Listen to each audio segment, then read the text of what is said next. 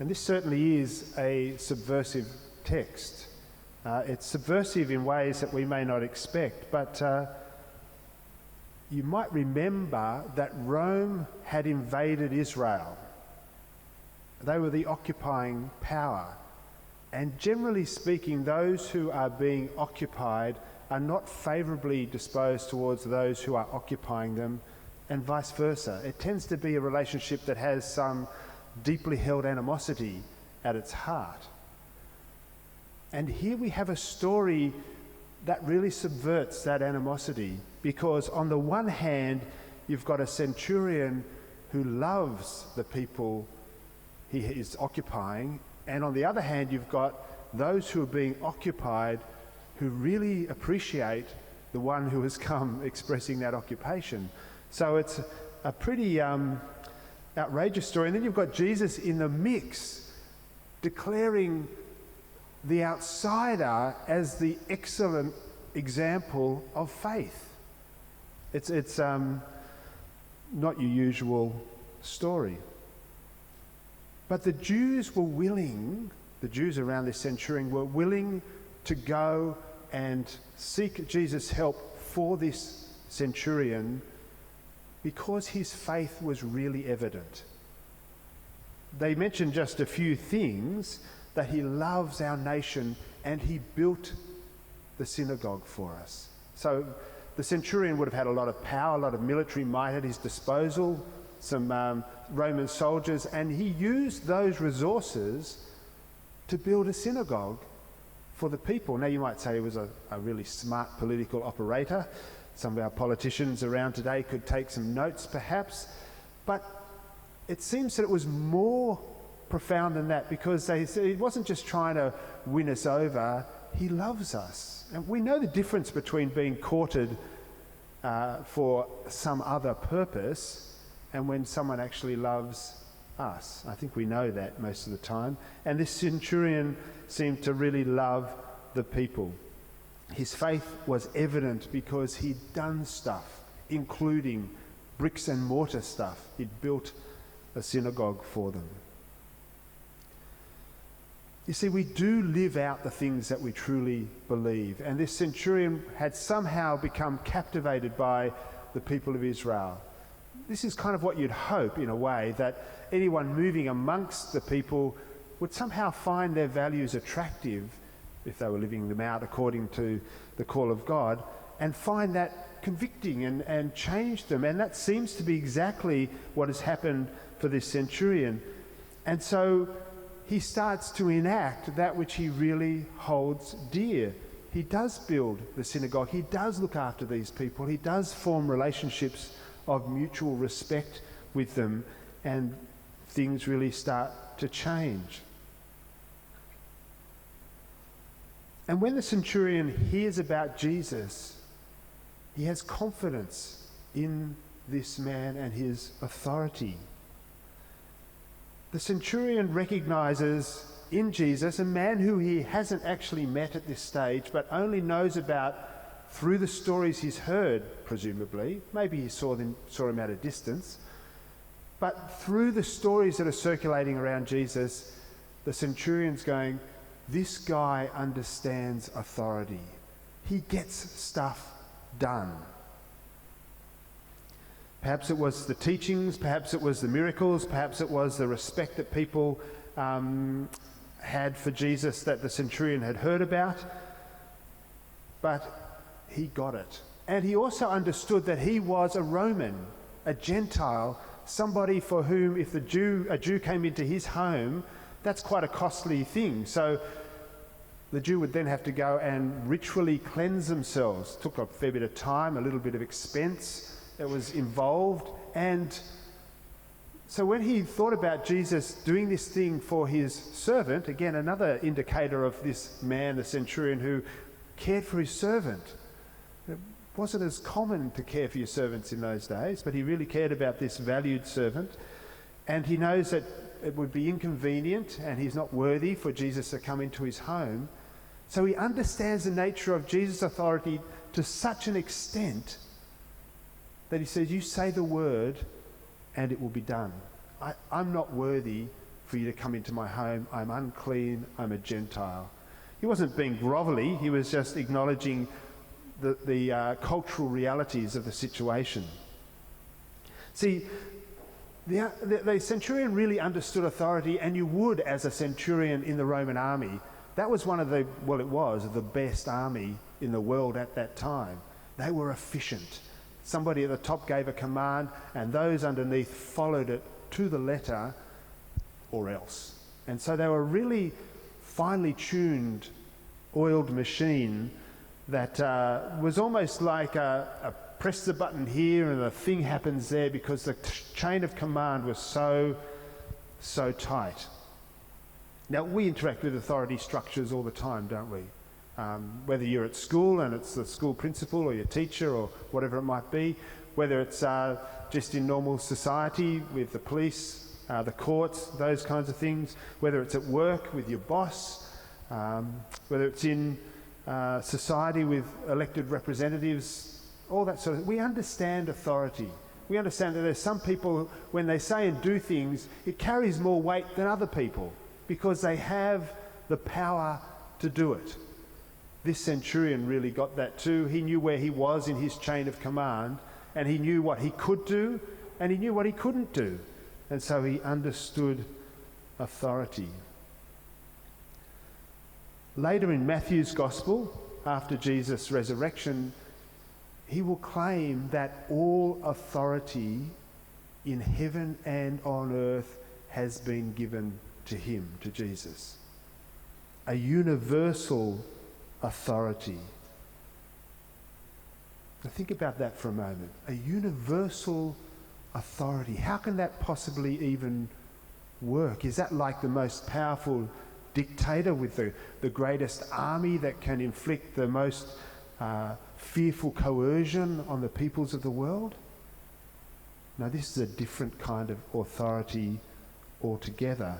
This is an authority that relates to our essential humanity, and that our essential humanity responds to.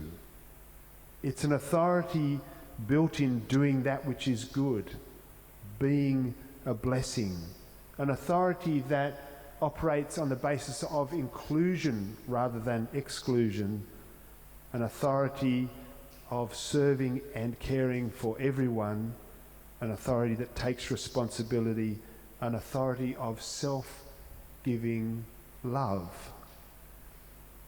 This is an authority that is not imposed from above, but is recognized from within. We respond to it because we know it is good. So we're not coerced by it, we're drawn by it. This is the nature of the authority that has been given to Jesus. And it is the most profound and all-embracing and powerful authority of all, because it's not based on fear, it's based on love. See, authority without faith is kind of hopeless.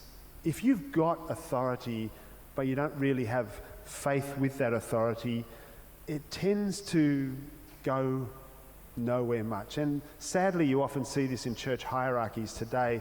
People who have authority, but they don't really know what they believe anymore. You see it in politics as well. People that have power and authority, and they don't believe in anything anymore. And it kind of just meanders and becomes nothingness, or at worst, it becomes oppressive. And people who have structural power but no sense of how to bring life to the structure they're part of, there's a lot of examples of that around. Worse, of course, is the authority that has faith in something that is false. Leaders who believe in the power of fear and violence and scapegoating as strategies to take power from others. And we see examples of that around the globe and in our own neighbourhood all the time. Authority without appropriate faith is nothingness or dangerous and destructive. Faith without authority, on the other hand, is fairly undirected. And so you might find this in well-meaning but not well-taught Christian circles, for example. People who are ready to believe in almost anything and put their trust in almost anything. And they're often very effervescent and enthusiastic, and they'll believe God for parking spaces or luxury cars to park in them and everything in between. And they may have this enlarged capacity to put their trust in an unknown other, which they will call faith, but they have very little understanding of the character of the one that they think they're putting their trust in. So it's a fantastic enthusiasm that burns brightly but eventually succumbs to the disappointments of false hope because they haven't understood who they're trusting. In a sense, that's part of the journey we all take, I think, because we all start off less informed and become more informed as we go along. So I don't know about you, I've been highly enthusiastic in my past and put my trust in all sorts of things that I named as God, and as I went on, I worked out they probably weren't God, and when they failed, I figured that probably definitely wasn't God, and I had to reassess, where's God in the midst of this? What's the character of God in the midst of this? How do I trust God in the midst of my life? And it's a refining process. We become honed as we learn what is worthy of our trust and who is worthy of our trust and the nature of the one we call God, who we trust. So when we go through that journey and we get a sense of the authority that Jesus has been given, this good, profound, life-giving authority, and we have the capacity to trust Jesus and that authority, that becomes a very powerful mixture. When we put our trust in the authority of Jesus such that it transforms our values and the way we do life, then we experience that authority in a way that it's a more profound authority than anything else. It's more profound than the laws of the land. It's more profound than the agreement of the group. It's more profound than anything you care to mention, because it's the sense of what's really good, and we're captivated by, in a sense. It's the authority of a well-lived life. It's the authority of someone who's not constrained by fear or selfishness. Do you understand the kind of authority that is? When we see it in someone, when we see someone living life that isn't constrained by fear, which isn't just about garnering something for themselves, we hear that authority in them. An example might be someone like Nelson Mandela when he came out of prison. I understand before he went into prison, he was still a work in progress. I mean, we all are, and he was indeed afterwards as well, but maybe he was more attuned to the ways of violence and manipulation. But when he came out of prison, he knew that he had to act in a way that embraced everybody and that was a way of peace and reconciliation. Otherwise, there was no future for his country. And that had authority. Such authority that it did actually bring the country together in a way that no one else could, and no one else has been able to since, to be true. It's the authority of that life that is wanting to give life. It's not about the self. And Jesus is our example par excellence, and his death on the cross enables us to be honest about the fact that we're not innately like that when we start off.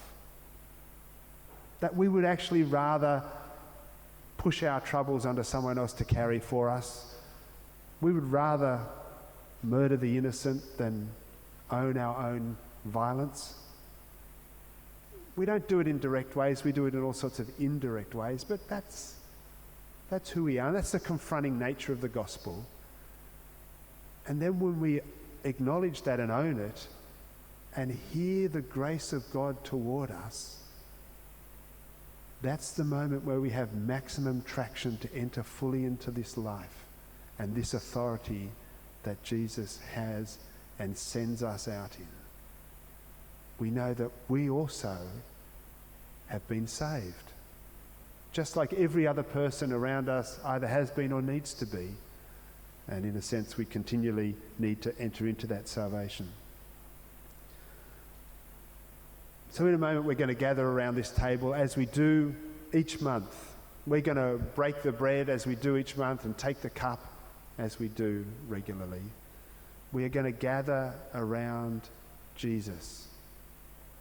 All authority in heaven and on earth has been given to Jesus. It's the authority that is the fullness of life that calls people into life and challenges anything that would stand against that. We're going to share in that life. And then we're going to hear again that we are being sent out in that authority to share that life. And I assure you, as one who has tasted some of this, there is no greater authority. There is no other power that can transform life like this authority. The centurion knew it. He knew it from afar. He knew it would transform everything. Just say the word, he said. Do you know that authority? Can you trust that authority for yourself and for the way you interact with others? Let's pray.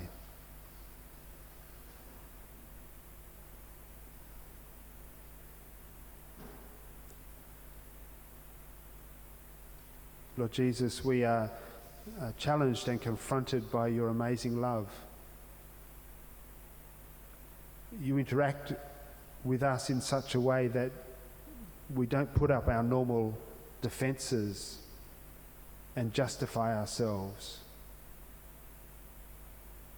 We are drawn by your incredible acceptance, your willingness to die even for us.